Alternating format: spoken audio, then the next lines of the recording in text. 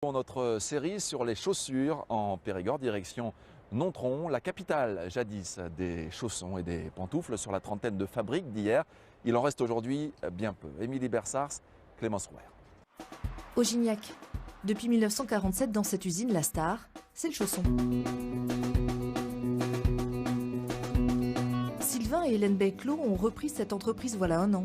Leur métier précédent, consultante en développement durable pour madame, spécialiste dans l'informatique industrielle pour monsieur. Bref, rien à voir avec la pantoufle. Mais un besoin de concret et de fabriquer des produits 100% français s'est très vite imposé. Au sein de l'usine Sodopac, ils ont bénéficié de l'accompagnement de l'ancien propriétaire et de son innovation brevetée, la semelle en mousse de polyuréthane. On a l'habitude de dire que cette matière est à mémoire de forme, mais aussi est à mémoire d'achat pour nos clients. On est les seuls à utiliser cette matière-là. Il a fallu aussi mettre au point ces deux machines à injection. Il a fallu à peu près 10 ans pour mettre au point ces machines. Et d'autres confrères ont essayé de réaliser ce type de matériaux et ont arrêté le process de par la complexité d'installation de ces équipements. Traditionnellement en PVC, cette semelle innovante apporterait souplesse et confort.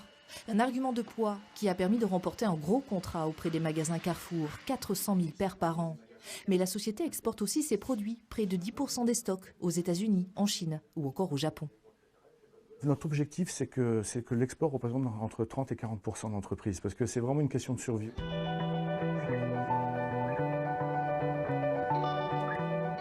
Par exemple, au Japon, le orange est la couleur de l'espoir et de l'espérance. Donc il faut toujours que dans notre gamme, on ait un modèle orange. En plus, comme ils aiment bien les petits articles, on a développé ce produit qu'on appelle le bidule. Avec le bidule qui s'en va, le petit mouton, il s'en va, il s'accroche. Où sont passés mes pantoufles? Avec ses 35 salariés et ses 7 commerciaux, la société développe aussi son marché sur le web avec un site dédié. Le chanson Made in Périgord n'a pas dit son dernier mot. Mes